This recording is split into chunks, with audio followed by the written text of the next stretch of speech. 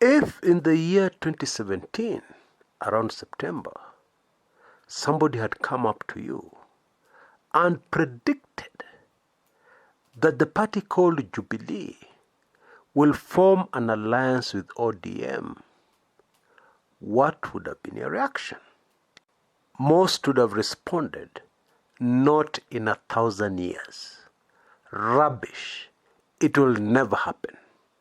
Well, that not in 1,000 years, that rubbish, that will never happen, is unfolding right before our eyes.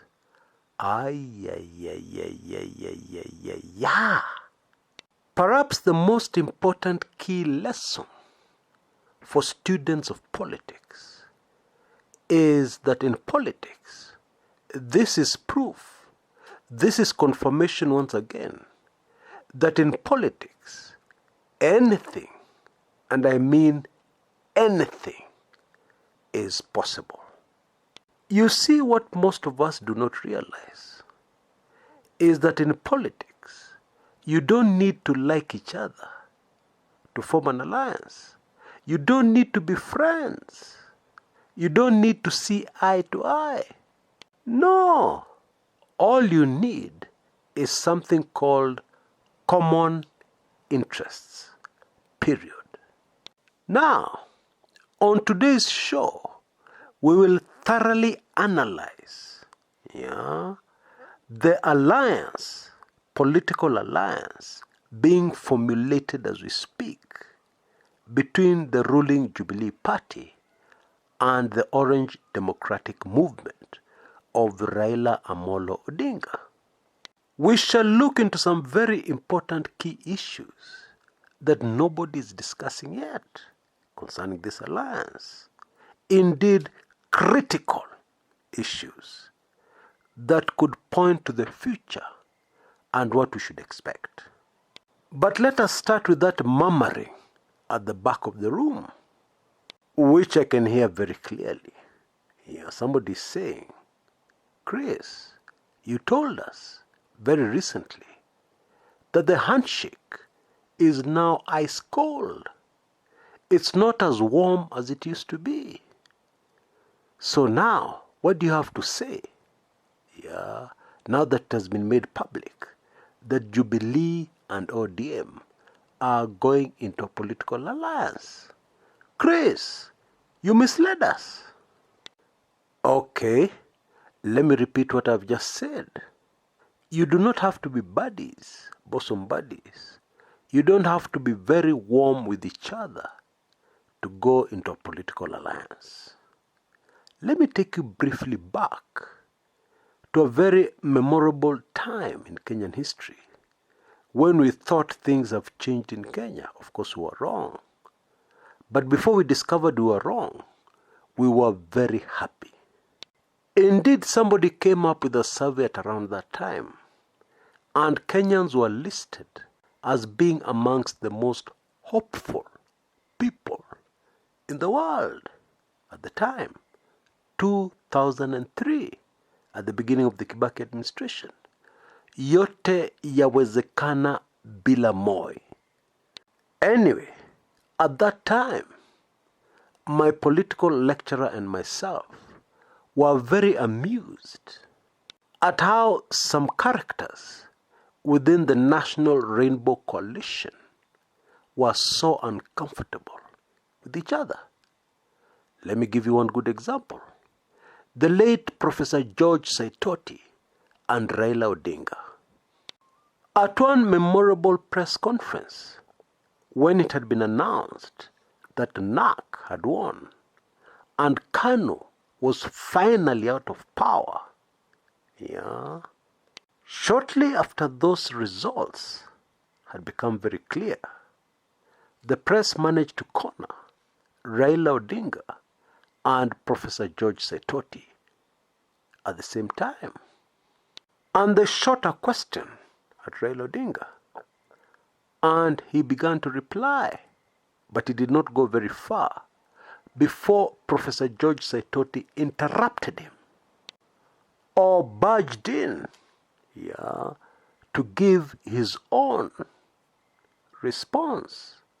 He did not contradict Raila Odinga, but it was very clear that the professor felt he knew much more about how the coming government was going to run than Raila Odinga. It is like he did not want the coming government of Mwai Kibaki to be misrepresented by somebody who had never been in government before. Bottom line, the weather suddenly became chilly whenever the professor was anywhere near Raila Odinga. Another quick example before I move on. Kalonzo Musyoka and Charity Ngilu, both from the same eastern part of Kenya, but the two in the same room.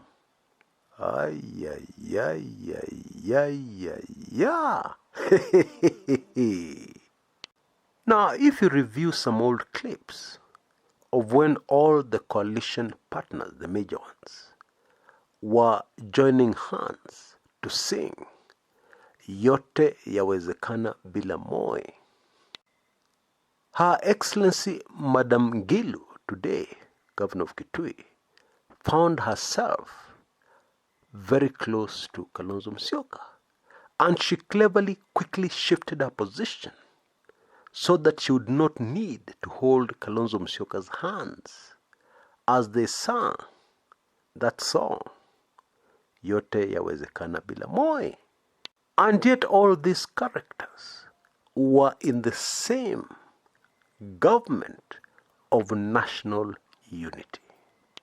Folks, you don't have to like each other to be in a political alliance. And so, to answer your question, you gentleman, you lady at the back of the room, I still hold my position that the warmth in the handshake is not the same today as it was just a few months ago. And maybe this is a good place to start, as we move into analyzing this proposed marriage between ODM and the ruling Jubilee Party. And let us cut to the chase with a question. What exactly is the problem? The short answer to that question is the problem is the handlers of the president. Let me not bore you too much by going back into history, but this is history repeating itself. Very early during the Mwai Kibaki administration, Raila Odinga and the then President Mwai Kibaki toured Central Province, where they received a rousing welcome. And the very happy people in Central Province, happy because Moi was gone, Kanu was gone, gave Raila Odinga a brand new nickname. They called him Njamba. That is a Jogoo, a hero. But a few short weeks later, the then Vice President to Mwai Kibaki, the late Michael Kijana Wamalwa, started talking about something called Raila phobia. It was clear to keen observers that the president's handlers had gotten to him. Fast forward to the present, it seems that within the inner circle of the president, the problem once again is Raila phobia. I'm not sure if it is because of the fanatical following Raila Odinga's got that makes him untrustable, if there's such an English word, in any political marriage or political union or political alliance. Or perhaps it is the oaths some people took in 1969 against the Luo community. You see, blood oaths are very dangerous things. But I don't want to go into that today. There are very many videos right here on this channel that go into this topic very deeply for those who are interested. There should be a link on the top right hand corner of your screens right now. Click on it, put it aside, and when we're through here, you can review them. The link is also repeated in the description area below. But let us quickly move on, and let me put it like this. The issue here is that although the handshake is currently cold, not as warm as it was before, or lukewarm, the political options on the table are limited, because although people fear Raila, they fear Deputy President William Samoei Ruto more. Friends, that is really what it is.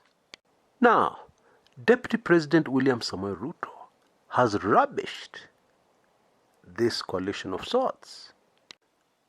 Now, without favoring any side, the question is, does he have a point?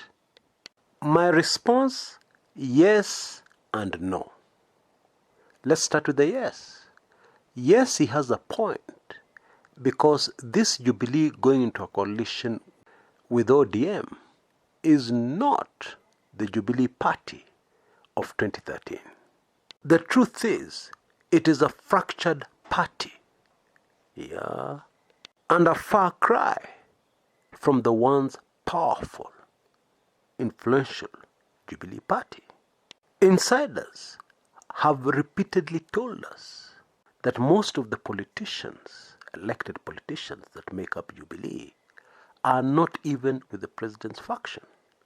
They are with Deputy William Samoei Ruto's faction, in the split Jubilee Party.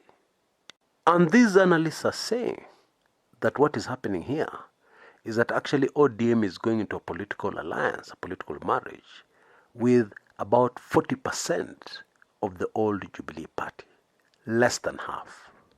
That is the yes part of my answer.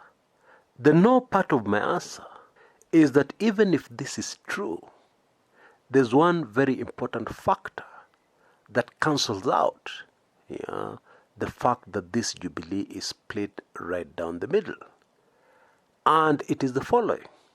President Uhuru Kenyatta's faction of Jubilee, which is going to a union with ODM, is in government. It is the government. It is Sirikali. It is Serekali.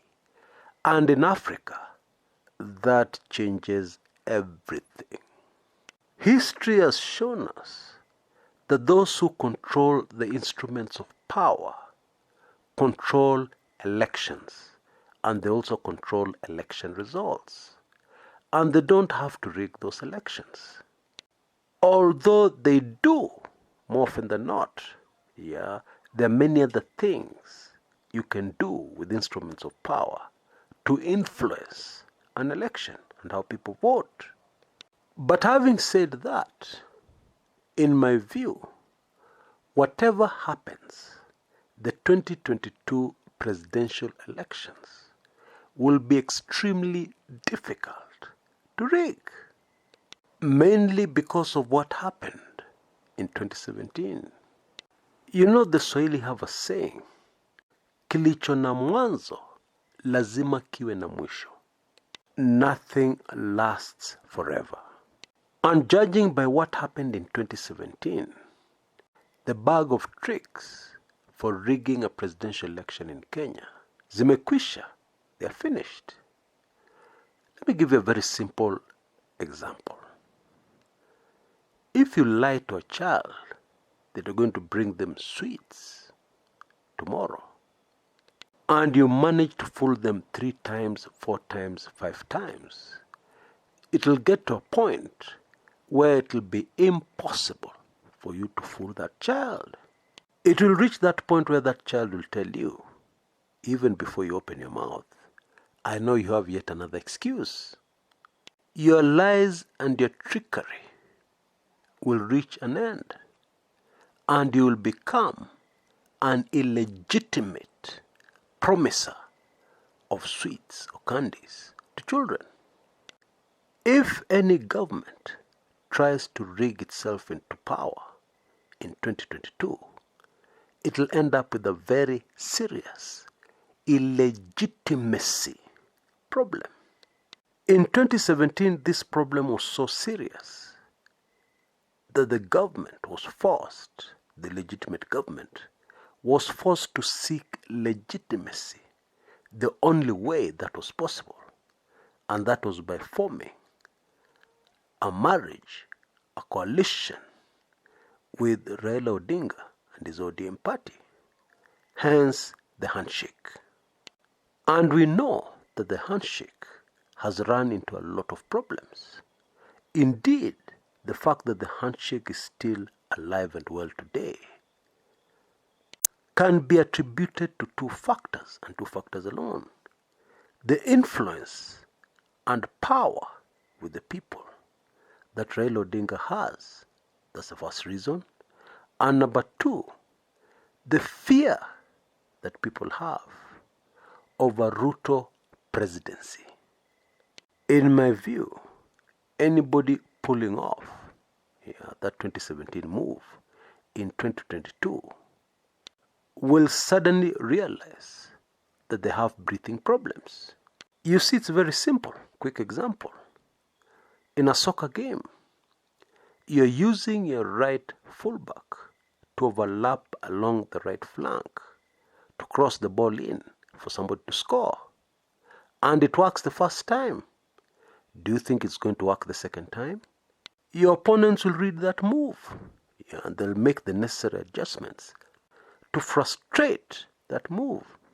Very simple. So for those who rig elections, and for those who may be planning to rig an election, the message is very simple. Mambo yamebadilika, kimeumana kuumana. It will not work this time round. Now, the other major issue people are discussing and asking is, what about the other NASA partners? Kalonzo Musyoka, Musalia Mudavadi, Moses Wetangula. Now, let me put it this way. Politics is a numbers game. If you put Musalia Mudavadi, Kalonzo Musyoka, Moses Wetangula into one political alliance, and you're expecting to win a presidential election in Kenya with that kind of lineup, I'm sorry, you're dreaming. Wake up. Those gentlemen do not have the numbers, and they know it. So what will most probably happen is that if the ODM Jubilee party marriage goes through and is consummated, then what will happen is that Kalonzo, Mudavadi, and Weta will be forced to come to the table and negotiate with the Uhuru-Raila alliance, on how best they can fit into that outfit. Of course, it is possible for them to decide to negotiate with the other side, with the deputy president.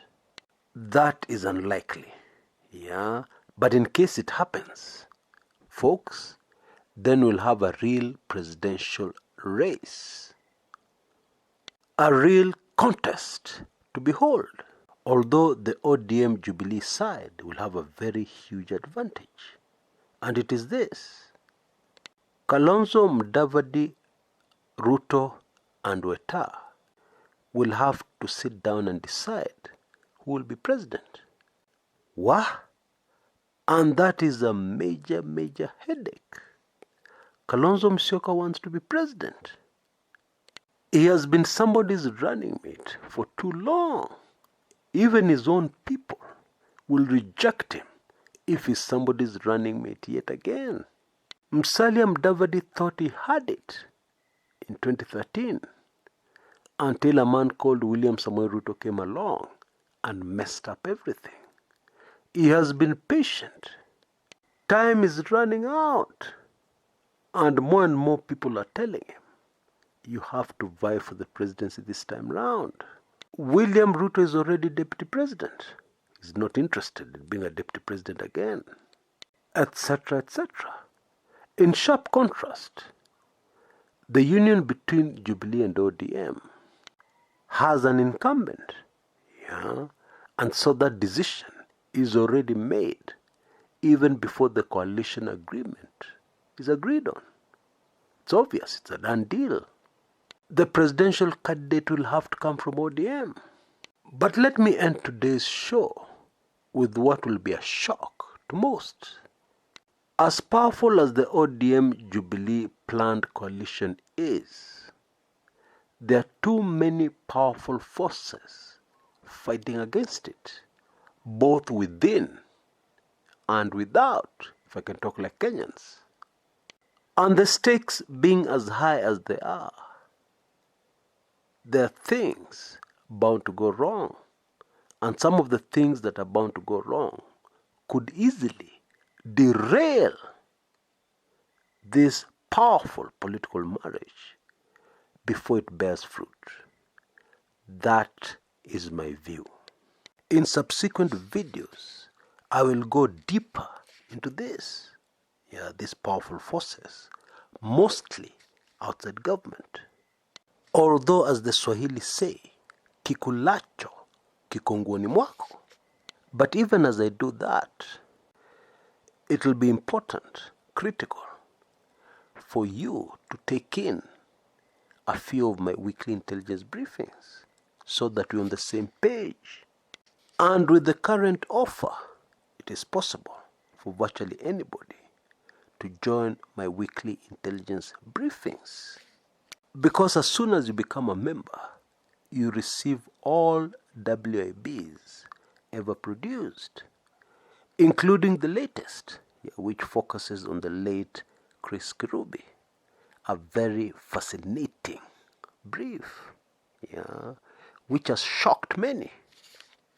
Ala, sikujua, hata hiyo sikujua, hata hiyo sikujua. The following brief recording I made earlier gives you a little more information. While I try my very best to give you real value on this public channel and to give you all the valuable information I can, the truth is there's some information that is way too sensitive to share on this public channel. That information usually ends up in my weekly intelligence briefings, which is usually moto kama pasi.